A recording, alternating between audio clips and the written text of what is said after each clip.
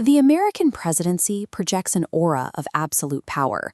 The office comes with unmatched military command, endless intelligence networks, and a global apparatus designed to protect the individual sitting behind the resolute desk. But that desk is not a shield.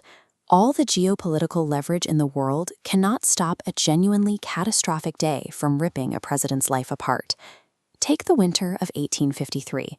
Franklin Pierce had just won the election and was weeks away from what should have been a triumphant arrival in Washington for his inauguration.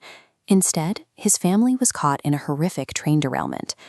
Pierce survived the crash, only to pull the crushed, nearly decapitated body of his 11-year-old son, Benjamin, from the wreckage. Pierce entered the highest office in the land an entirely broken man, refusing to even swear his oath on a Bible. His nightmare proves that to understand the presidency, we have to look at how these leaders navigate absolute devastation across three distinct fronts.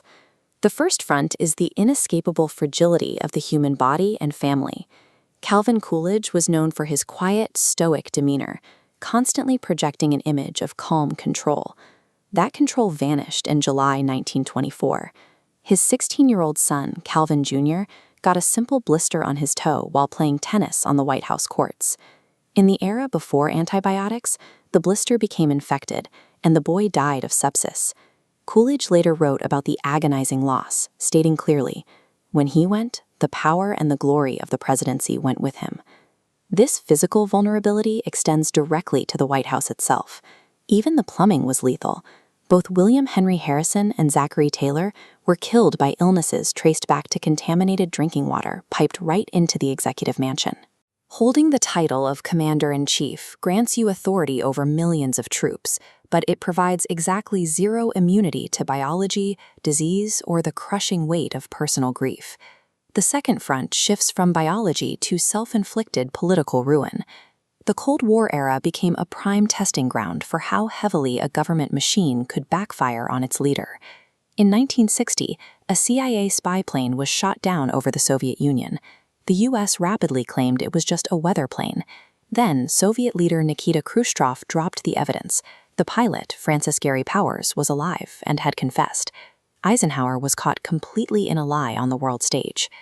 Exactly this type of institutional blundering humiliated John F. Kennedy just months into his own term, during the Bay of Pigs operation. The CIA had trained 1,400 Cuban exiles to invade the island. Fidel Castro saw them coming. Over 100 men were killed and 1,100 captured, while a furious Kennedy watched the disaster unfold behind closed doors. But the ultimate self-inflicted destruction belongs to Richard Nixon, the only president forced to entirely abandon the office. The release of the smoking gun tape proved definitively that Nixon had ordered the CIA to obstruct the FBI's Watergate investigation. Facing certain impeachment and conviction from his own party, his political survival evaporated. These moments shatter the illusion of a flawlessly functioning executive branch. They leave the president completely isolated, trapped by the disastrous failures of their own command structure.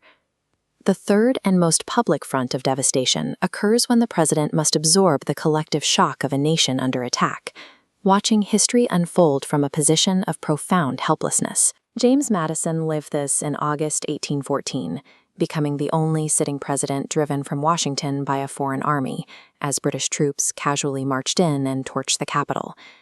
Fast forward to the modern era of asymmetrical warfare, and that specific flavor of powerlessness takes a different shape, perfectly crystallized on September 11, 2001. George W. Bush was sitting in a Florida classroom reading to second graders when an aide leaned down and whispered that a second plane had hit the second tower.